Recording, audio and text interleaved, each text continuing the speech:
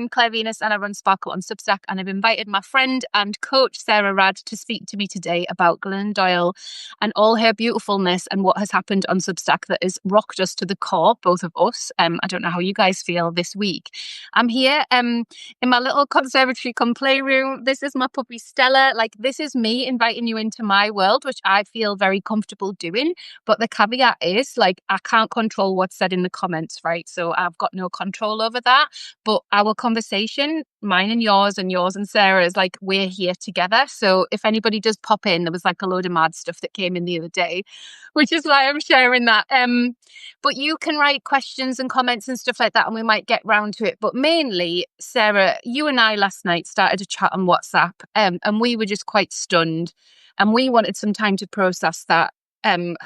About just feeling that level of stunned about Substack. Sarah's been writing on Substack a good couple of years. I've been there 3 years and we've never seen anything happen like this. So welcome, Sarah. Thank you so much for joining me this afternoon and taking the time to chat about Glennon, lovely Glennon. How are you? Is it working? Or glitching a bit? Rural internet. Fine. Yeah. Welcome. Are you all right? Yeah, good, thanks. Yeah, always pleased to be speaking to you, Claire, obviously. And a bit of fright. Yeah, your internet is slightly unstable, but that's okay. We'll keep going with it and we'll see what happens with it. So, like I was explaining, like, we just wanted to come on and offer a space of solace for everyone that's feeling a bit shocked about what has happened and try and deconstruct why we feel that has happened.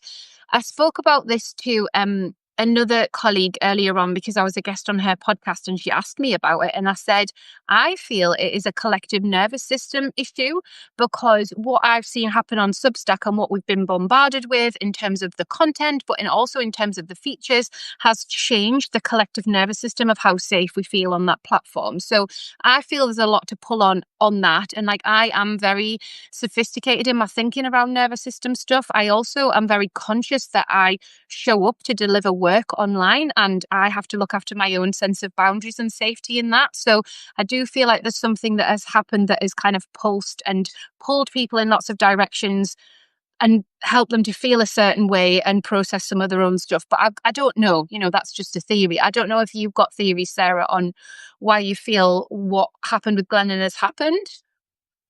I think, I think it's about, but it's also not about Glennon. So she is a divisive person, it would seem. I didn't realise this until not just right now, but maybe, in the last few months, I've kind of had a sense that I thought, I think she's great, but obviously lots of people that don't. So I think it's not about Glennon because I think you're right. I think it's a very, it's a reaction that we've seen in lots of different ways before when people feel triggered and they feel they've got that kind of mindset around scarcity, around their own scale and what they're doing. And I think Substack, I'm not surprised it happened on Substack because Substack has a particular way of being around, like the scale of how people are. And I know that there's been little mutterings and little chatterings when other bigger names have arrived here, but I haven't seen anything like this.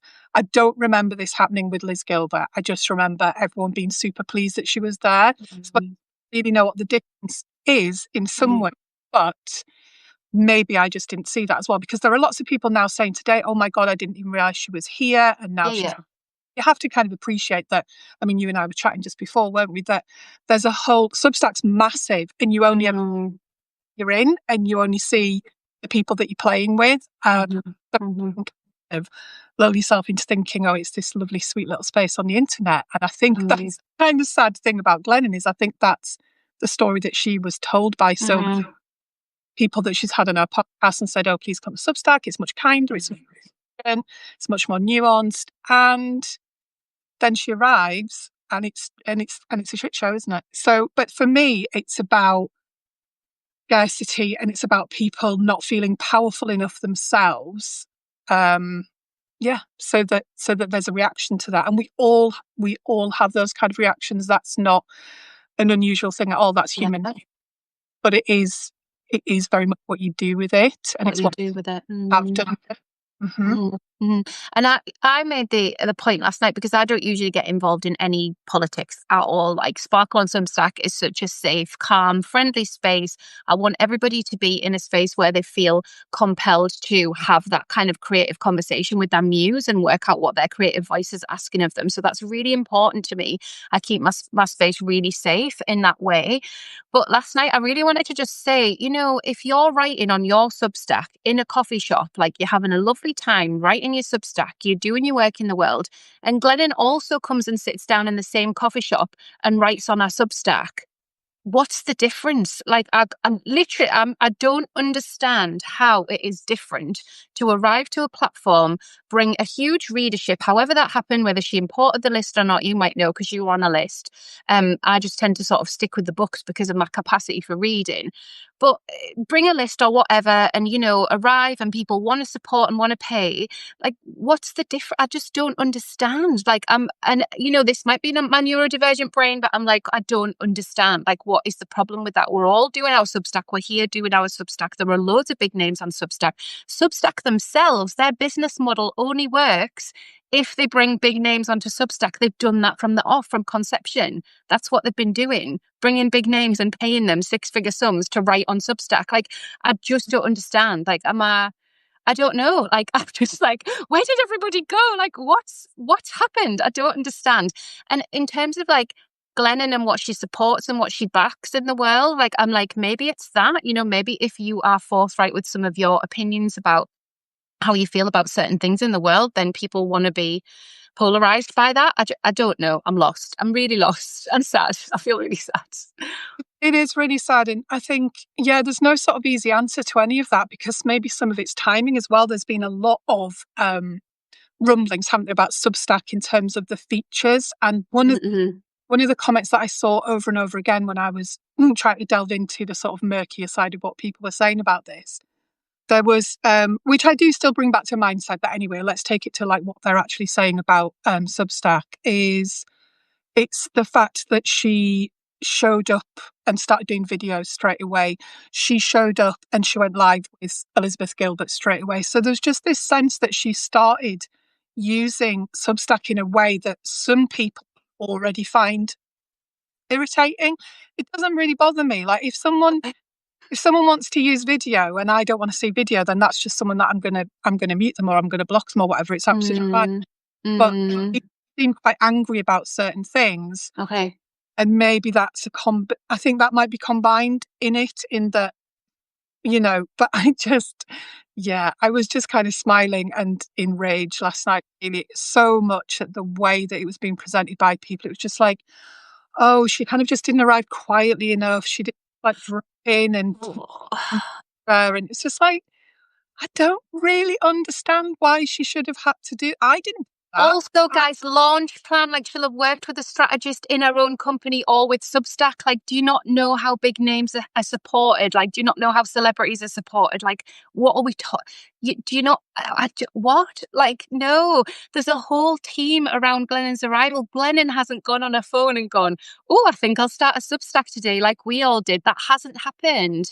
She's Yeah, had a massive team supporting her, probably with a Substack team member who's like, in the office now, just feeling really crap about their life. I don't know that, but I do know how Substack works. So yeah, and the video thing, like she's comfortable on other platforms in that medium as well. So again, we've seen Substack shift and change. I'll take it back to the business model. Substack needs to be financially viable. It would not be financially viable if it carried on with the model that we all joined on if we've been on like a couple of years or whatever. It wouldn't. You can look at all that stuff. All of that stuff's available.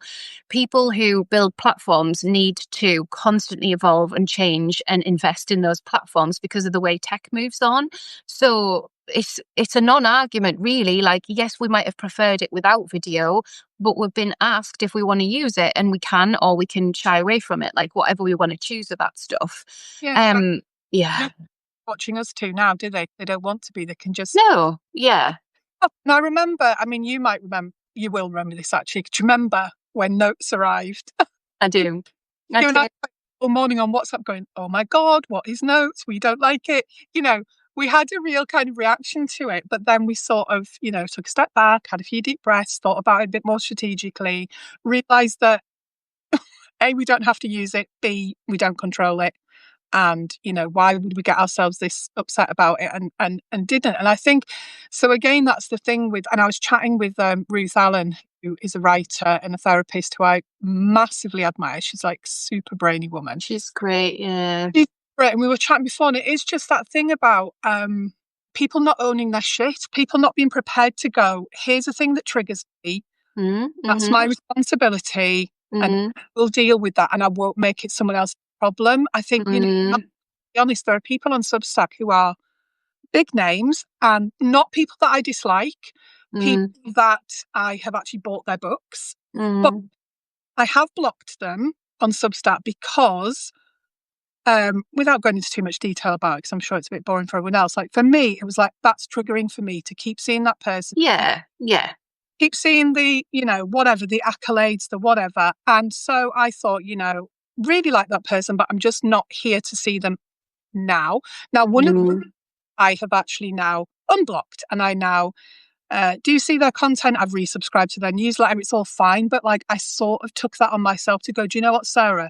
That's your problem. Like, they're not doing, this is your own shit that you need to deal with. And that is how we should be dealing with things. If you feel triggered by Glennon Doyle turning up on Substack, maybe ask yourself what that's about and be curious about it rather than immediately, because it's just no good, is it? It's no good for you as a person to feel like you can't cope with things. Like, please don't do that to yourself. Tell yourself you can look after yourself. Tell yourself that you can, operate in a way where you're going to feel better and work through things, but don't, chuck everything out of the pram because you're not, because you now feel less than or threatened in some way. I mean, the thing I see this, it's not just the Glennon thing, this thing of, well, if bigger people come here and people pay for their Substack, they won't pay for mine.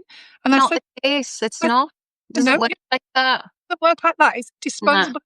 People have money or not money, and it's not about, no one's got a little, well, maybe they have actually. I don't personally have a pot of money for Substack subscriptions. I have disposable income, and I choose if I want to buy a dress with it, if I want to go on holiday with it, I do what I want. And that might mean one month I go, I don't really have much money, I'd love to subscribe to that person. I'm not going to. It's not about the fact that I've just subscribed to somebody like Elizabeth Gilbert. It's just got nothing to do with it at all. Yeah, it's really, and people make different decisions when it comes to subscriptions. So you could make a strategic decision to join Elizabeth Gilbert's space or Emma Gannon's space because you want to be in that same community that those women hold. You could make a decision where it really fills you up and it's great for your own personal development and be really quiet in those communities. You could make a decision to be part of a writing group or a writing circle. Like, there's so many things that we can offer because of the Substack model.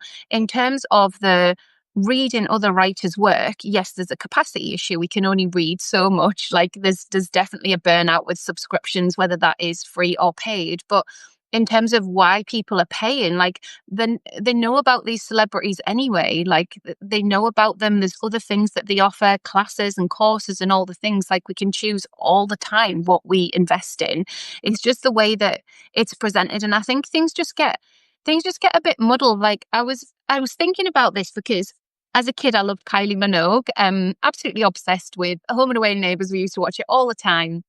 And I absolutely loved her, but I never wanted to be her. She was just somebody who I held in like my mind as it must have been really cool to X, Y, and Z, like on the pop videos and stuff like that.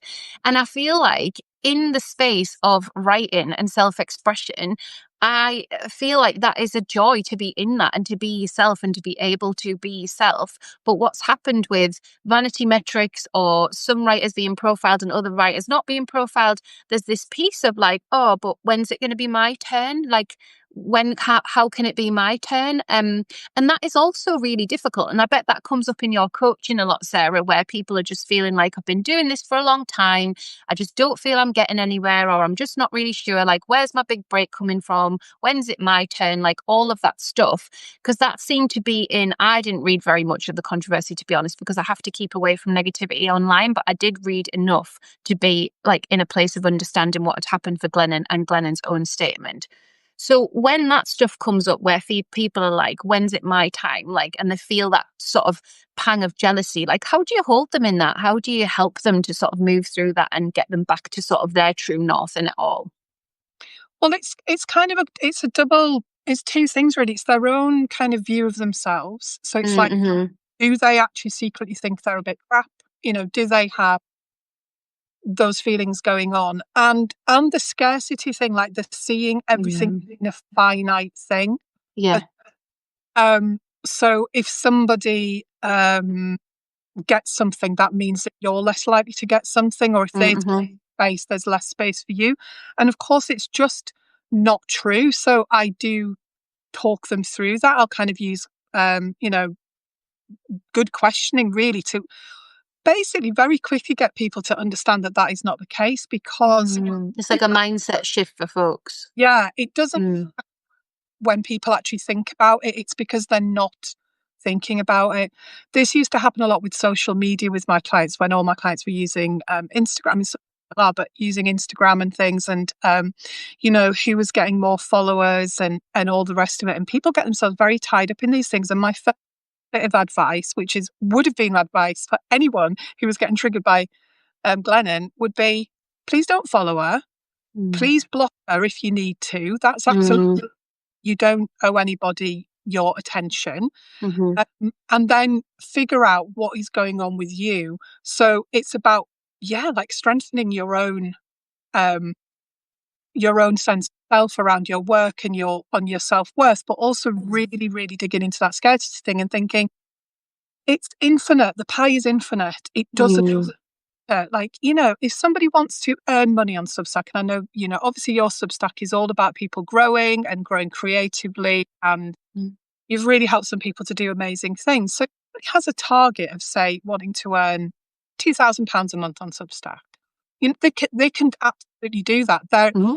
Not that there isn't £2,000 in the world for them. It would be ridiculous. And it's when you just start thinking about the maths of it and going, well, how many people is that? And how many people are on Substack? And how many are interested in, it's just to think about, and, off Substack with my clients as well, thinking about their businesses. Every time they set like a big financial target and start to get scared, it's actually just really playing around with the numbers and going, but there's got to be enough of this. How would you get there? It's just about how you get there, but don't start with the premise that this isn't possible, because it's not going to be possible. Self off from it completely. And when I realised last night what Glennon had done, because like I said, I'm not subscribed to her newsletter, and it was on my mind to like read some of the stuff she was putting out on Substack, but I hadn't quite got round to it. So I discovered it because somebody's negative note tagged her. And so I want to speak about that, because this has happened to me. Like, obviously, I've not got a massive profile, but I've got a profile enough where people have wanted to attack me, and that's like part of it. And I always say that, like, take that with a grain of salt, because there is a lot of work that you can do to help understand how to keep yourself safer online and like feeling better and feeling supported. But that tags Glennon Doyle, like to Glennon Doyle's phone, like whether she's got notifications on, whether she sits and scrolls them of a Sunday afternoon, like that has energetic potential for her to see what you've written. And is that what you really want? And then when I clicked on Glennon's name, because I was like, oh wow, like, is she okay? Like, this was my human thought was, is she okay? Let's click on her name, see if she's okay. And then it was a ghost of Glennon. And I was like, well, she's still subscribing to the publications that you would expect her to be. So it's not a dummy account. It's not a fake account. She must have taken herself down. And I felt physically sick the same way that I did when Dave's best friend took his own life. The same level of sickness. That's how I felt, because that was a caused thing. Like other humans caused that to happen, and other humans have caused Glennon to leave Substack. And I feel so emotional about it, Sarah. I'm just like, what is wrong with people? Like, please don't do this. Like, have you say in silos, don't tag people in, don't energetically send hate or distaste into somebody's world. You have no idea what that person is dealing with on a nervous system level, on, like, she's had all sorts of journeys throughout her life. Like, you've got no idea. So it's just so unfair to do that. And I don't know if anybody that's written anything like that would be listening, or anyone who's been, compelled to maybe like a post like that or whatever. But like, it's huge, guys. It's absolutely huge. Being celebrated and seen is one thing, but that doesn't negate if that negativity comes in, because that's literally where you go. Like, your whole body, your whole sense of self goes to the negative and not the positive. Like, people could tell me 10 positive things in a day, but I'd still remember the negative shard that had come in, and I'd still not be able to show up for my people that I'm here to show up for. I wouldn't be able to show up. I'd have to take time to process it and get over it. So Yeah. I just don't know if people understand that it's a real person, like, responding, and receiving that energy in those tags. I don't know if people have thought about that. No, and also what they're doing to every other woman that's watching that, because every Yeah, time good point. a woman being torn down, we would Mm, going to we be just now drink. Mm-hmm.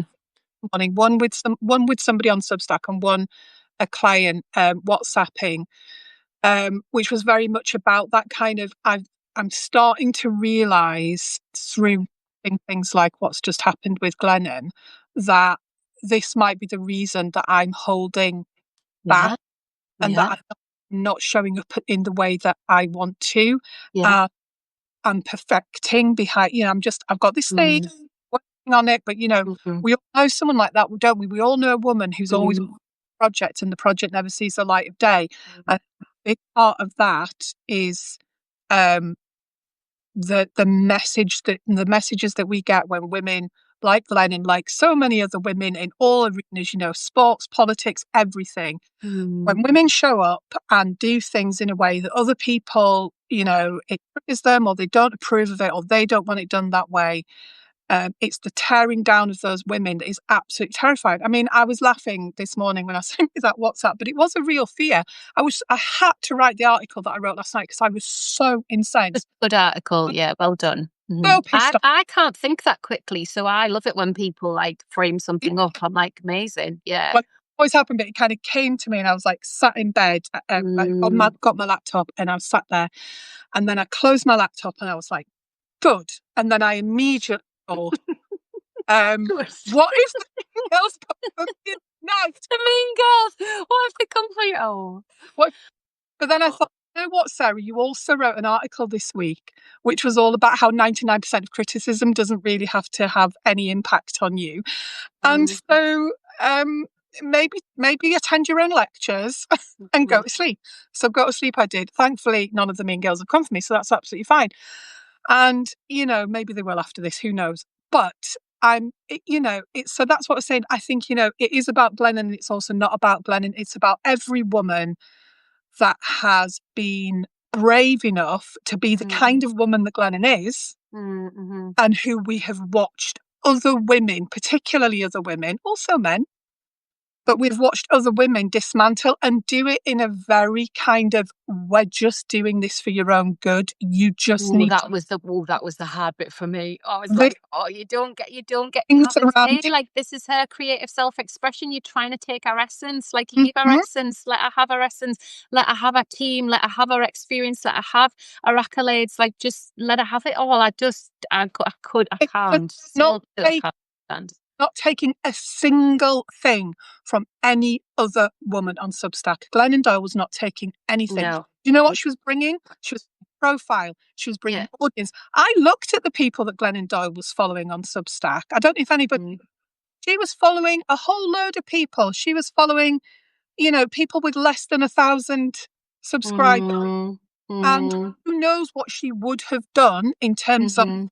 opening things up. And lifting people up and all Yeah, of that, like, that is in our nature. So that would have happened. Like I've seen that time and time again. Like in my own work as well, people I really respect and admire will subscribe to me and drop me a DM, and I'm like, like it's what, but I've got like they're just people like who are doing creative work as well. Like it's like a whole thing. Like it again, it's just people. Like just because people have had success, it doesn't mean that they don't get more or they don't like. Yeah, it's a just money it thing. just yeah, it just blows my mind. I'm just getting irate now. I just feel so sad that it's happened. And that it's happened on Substack. I just feel yeah, that Well, just feels really hard, actually. and you're really holding space for people who want to actually, yes, of course, want to show up creatively on Substack and want to express themselves and do what they want to do and use the platform in their own way, but also they want to make money. And there is literally nothing wrong with that. And the idea that just because someone has made enough money, that Mm, they can't then come to somewhere like Substack and also have a paid, like, back to this scarcity thing, Claire. We're back to this thing. mm, There's not enough stuff. And now I feel really, I feel like I won't get enough. So therefore, it's, mm. yeah. But the money thing I think is really interesting because I'm not sure people do that about men. I think it's very much, Well, you know, I was gonna ask you how much you thought it was internalized patriarchy, because I'm constantly questioning this anyway, because of the coaches that I have and because of the conversations that I have, and because I am obviously the first woman in my generation to do any work like this. We probably both are, so that's really interesting, like in terms of my generational line, sorry. So like thinking about my mum and my grandma and my great grandma and connecting to that female lineage, like I'm the first person in that lineage to be doing this work. And there's a reason for that. There's a reason that because of technology, because of the way that we're celebrated as women, the way that we can hold each other. But there's also the darker side. And that has been rife recently just because of world events and because of what's happened in politics and stuff like that. And I do just wonder, like, if everybody just needs to take a step back and ask themselves what they actually want for women more generally, like, what do you want to see women do? Are you happy with this trajectory? Would you like some of that? Because the only way it's going to keep happening in this way is if we support each other and we feel supported. Because what that has made me do, looking at what happened with Glennon, is feel fearful. And then obviously the combat to that is like jump on a live, because other people will be feeling that as well, with someone that I trust implicitly, with someone that knows me in a coaching container, a friend as well, and just be like, this is the cozy coffee shop vibes. We're all having a chat about it because we're so shocked. But yeah, internalized patriarchy. I want to talk to you about that and ask you: do you think some of it's that, or do you feel like it's women choosing to be mean? Like, what's going on? yeah, I mean, yeah, the patriarchy, which I think, again, a lot of people like go, oh, not everything's men's fault. It's like, well, no, because like the patriarchy isn't just men. The patriarchy is society. Women are in the patriarchy, women Yeah. are patriarchy as much as men do. So it's not about that. And, but I mean, just talking about money and you talking about your generational line, like most of us sat here, females anyway, women sat here watching this live thinking, it's only probably 3 generations ago in our own lives that women just weren't allowed, like so many things now that we would take for granted, like being able to buy, Yeah. owning property, having a Yeah. credit card. So we are still very much in like the early stages of women being financially independent. And so I do think that there's stuff in that. But also I think we live in very, In the money piece, do you think, like yeah, specifically? Because she absolutely. turned on paid straight away, like, and said, yes, you can pay me. Yes, we can have this more intimate space. And also people will, or if they have a mind to be, people will already have been jealous of Glennon Doyle's success. Let us not forget that Mm. she started as a blogger with half a dozen people on a mailing list, just like we all did. Yeah. And Yeah. so shouldn't she be inspiring? But no, she is not inspiring to some people. She is a threat because Mm.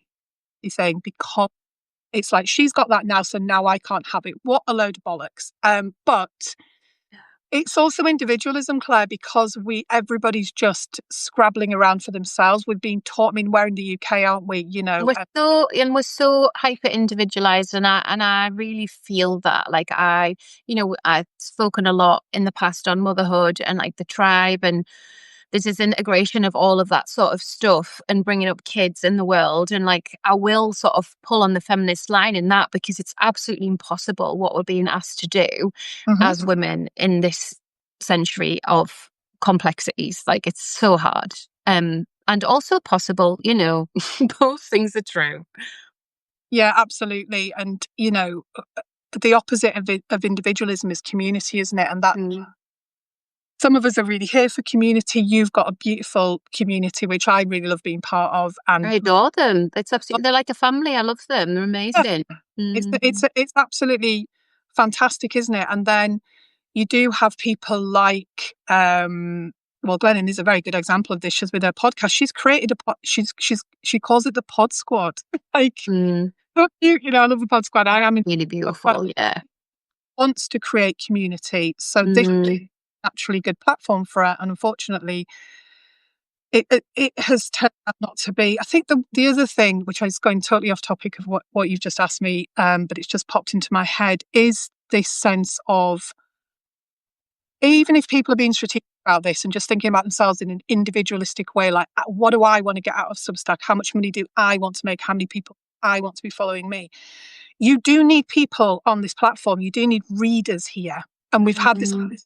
last 2 years, because at one point everybody was creating, nobody was reading. It was a bit of a, We were chatting, weren't we? And you were yeah, like, Claire, do you really think though because we're just paying for each other's work, and like, how's that? And I was like, no, it's coming, it's all it, coming. And while it, while it's quiet, we've got to uh-huh, do our best work, figure it all out, because it is all coming. And I knew that anyway, because Substack are very business savvy. I'd seen what they'd done in America, and I knew what was coming round, and I knew a little bit of how things were working behind the scenes in terms of how they were cherry picking the people to come, yeah, because I've read their job descriptions, because they're on yeah, LinkedIn. Everybody can. So there was never a shock when they like rolled out chat or when they rolled out lives. I was like, yeah, I knew that was it. You know what I mean? It's like, it's not difficult, but that's my job, right? I need to understand Substack as a model, yeah. because it does trigger nervous systems, and I want to hold people in the most creative version of themselves. So yeah, So, it is uh, that. if people are thinking, right, what I really need in order to grow my Substack is I need lots of people that come in here, not to create, to consume, to join communities, to be part of something, then we need people like Glennon Doyle, quite frankly, whether you like, you need that. And Mm-hmm. actually, her email that she sent out last night to her list, of which I am on, so I read it, um, basically said in as dignified and kind and diplomatic a way as possible that Substack is not somewhere that she felt safe, and is not somewhere that was good for her mental health. And she has said that to, I don't know how many people. So I'm sorry, if you want to build your thing on Substack, Makes me don't, so sad. don't put someone in a position where they feel so crap about what's happened. But that's Mm, the message that's now going out. If I wasn't on Substack and I was just one of Glennon's pod I squad know. again, I wouldn't come here. I wouldn't come here No. after reading that. I'd be like, oh no, that doesn't sound like, No. that just sounds like another Instagram. I'm not going there. So that's damage. That's damage that's been done to everyone. And maybe people should just think about that. Yeah, I think that's a really good point. And I think there's a couple of things, and to take it back to what we were saying at the beginning in terms of what's been rolled out on Substack and like how easy people find to navigate it, which affects the nervous system.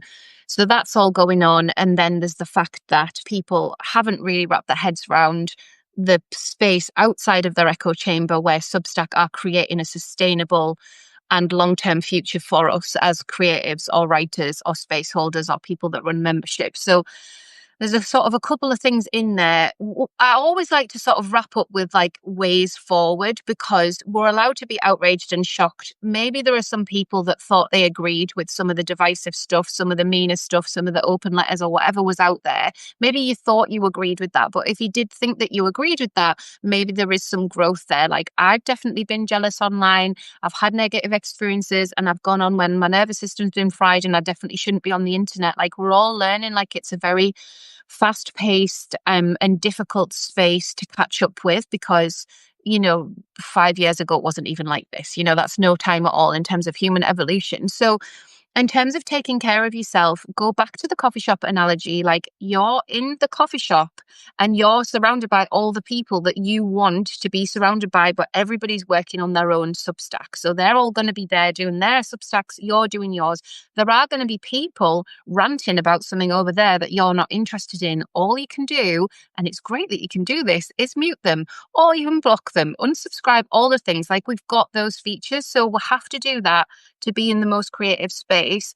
Really think about as well, like, the readership that you want, because I know with my crossover, the people that I cross readerships with, I'm honored. I'm so honored that my readers also read those people. And those names are much bigger than mine, in terms of subscriber numbers. So really go into that statistical data in your Substack that give us it and see who your subscribers also subscribe to.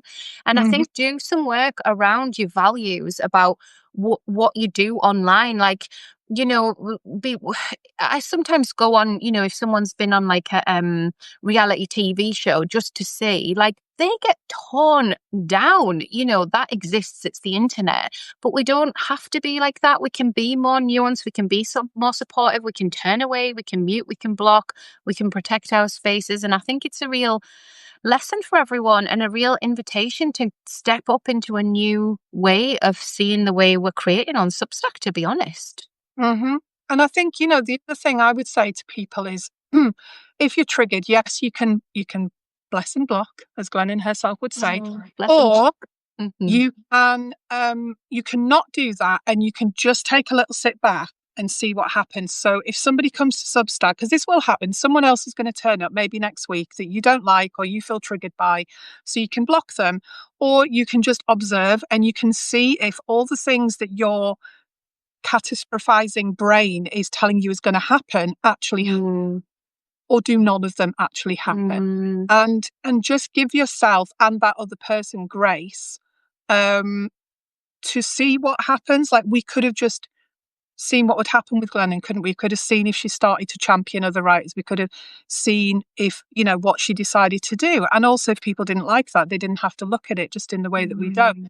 But also, it's an invitation, isn't it, to ourselves, Claire? Every time something triggers us, makes us feel less than, starts to make us panic, is to just take a really big deep breath and think, what is all that about? Because it's not about the other person. It's never about the other person. It really is. Even Donald Trump, quite frankly, about Donald Trump, it's some of me, isn't it?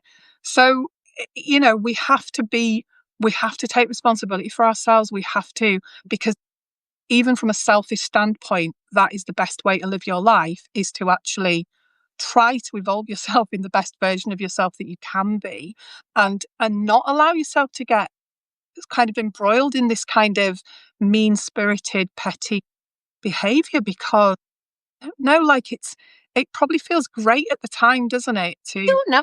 I don't know. I was thinking that. I was thinking if you'd spent the time writing a really long, contrived note about it all and your opinions on it all, in a way to try and invite other people to also have that opinion. I was wondering if you would feel like validated. Like, I was like, is that validating? Or do you start to feel a bit uncomfortable? Like, I don't know. Because I don't do that, so I really don't know. well, I think that's because you're saying that as a really nice person, Claire. I I think do think, it's hard because I think they probably, they are nice people. I think it's just something's happened, and something's happened collectively to the nervous system, and then it's happened on an individual level, and then more people are like, oh yeah, me too, and I'm sick of that. And it could be that it's this thing of like the avalanche effect, which we see online. Oh, another one, when it's like Glennon was just the last straw for some people, because they've oh been yeah, thinking that for a while, yeah. or they've been thinking things for a while, and then it all got evidence stacked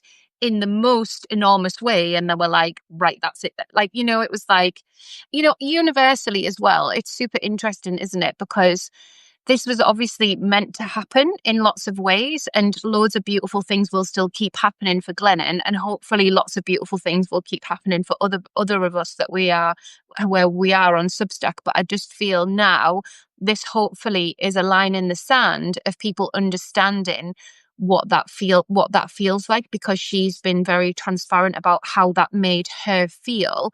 And it was very articulate and it was very beautifully written, but it was basically like you said, I didn't feel safe. I thought I was going to be okay with like social media esque or whatever it was that she said, and I'm paraphrasing. But social media ruins lives, guys. We know that. So let's just be kind and create. Let's do that. Let's keep doing that. Let's do that forever.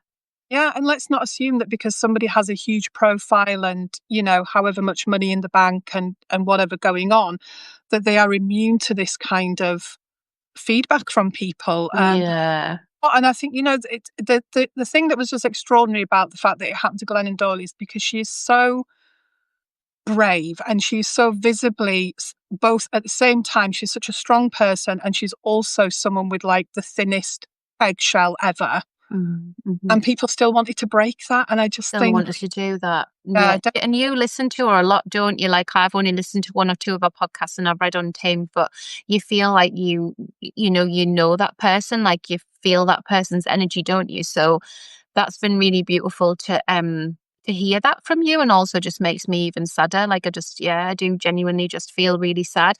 I will say as well, like if you guys are listening and you're like, oh, this just makes me feel really sick about creating online, and like, if something went viral, and I did a live about going viral last night that you can watch and listen to with Christy and Kendall.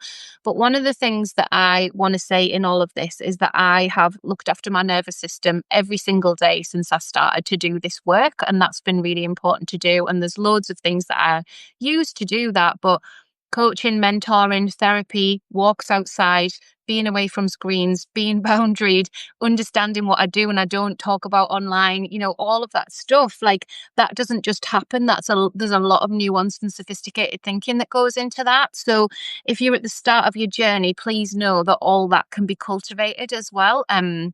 And you don't have to do anything that makes you feel unsafe or exposed in any way. You can create in a really safe way. And I hope people are still feeling safe to create.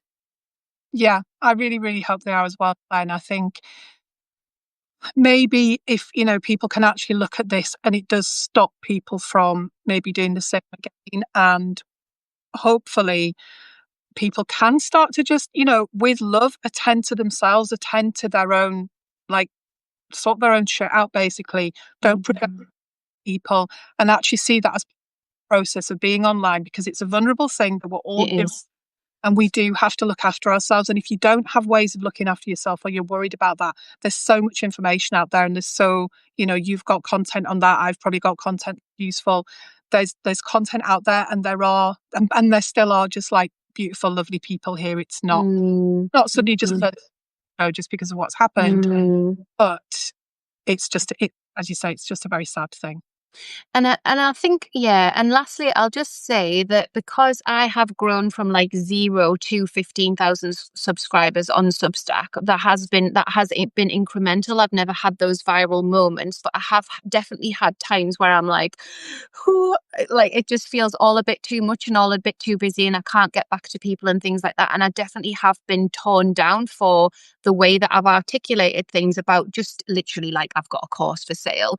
And that's felt really hard. And I've taken that on and tried to sort of go, okay, like that's going to upset somebody. But sometimes it is genuinely like you haven't got much time and you're just trying to be really clear, so you're articulating like, this is what's for sale and this is what I'm doing. And I've realized that, and, I've muted them all now, but like every other day somebody was moaning about the work that I'm really passionate about, not necessarily about me, although some of them were about me, but, like people just do that, like they naturally want to do that. So, it is even harder some days to think like, why am I doing this? And I'm doing it because I'm so passionate about women's creativity and about self-expression. And that feels still my North Star. And no matter what happens, I feel like I steady the ship and like keep moving forward. But there is a lot of steadying the ship going on. Sarah's amazing behind the scenes. It's like amazing that we're friends because I'm like, voice note, this has happened. What do I do? So I think getting your cheerleaders in your corner and getting people that understand what it's like to build online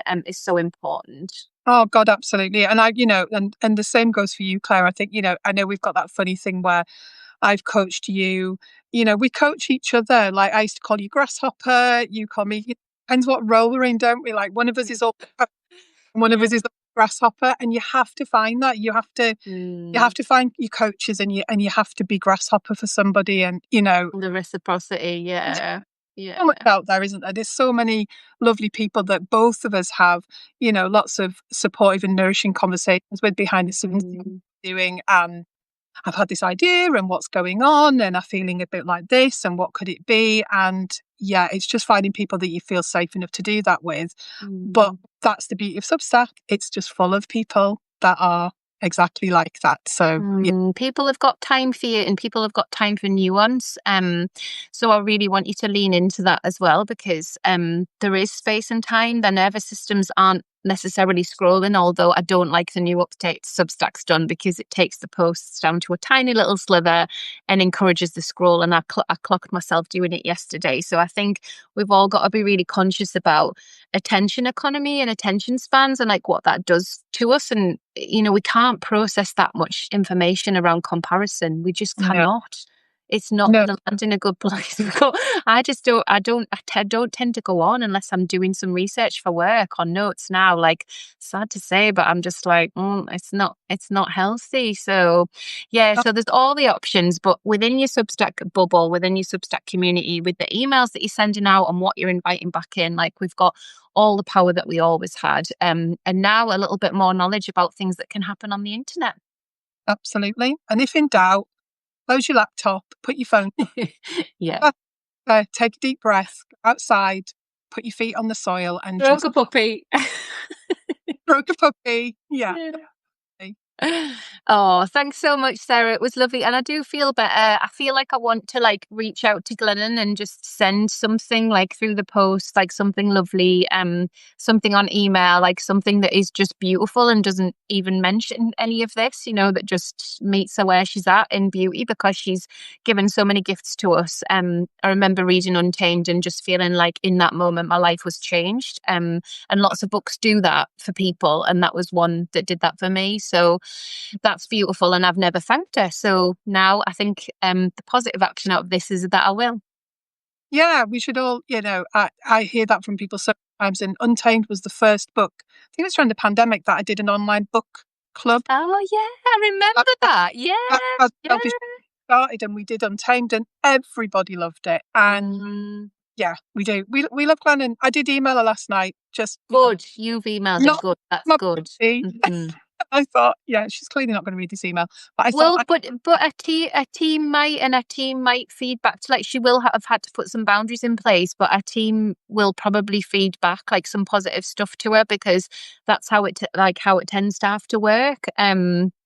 Yeah, I had to email Rebecca Campbell the other month, like Rebecca Campbell's team, and they were going to talk to her about the thing that I was emailing her about. Like that's how you have to be, isn't it? So anyway, I'll hop off and do the school run, but this will be posted later on. It'll be under my live chat. So every time I go live on Substack, I just save them under live chats over on Sparkle on Substack. You can go and read Sarah's article, which is about how she personally felt when she realised what had happened when Glennon left Substack yesterday. And I think it's food for thought for us all as we try and slow down and encourage our community to read with us, to commune with us, to have coffee with us off Substack, and remember that it is just a wall. It's not a real wall, though. These are real human to human interactions always. And there's an energetic connection and disconnect, whichever way you're going to go. So we can always be more connected and pour in more sparkle, or we can be disconnected both from ourselves and from what we're trying to do for the greater good. So that's the end of my TED talk. I'll see you all really soon. Thanks for tuning in, folks. Thanks, Sarah. Bye, everyone.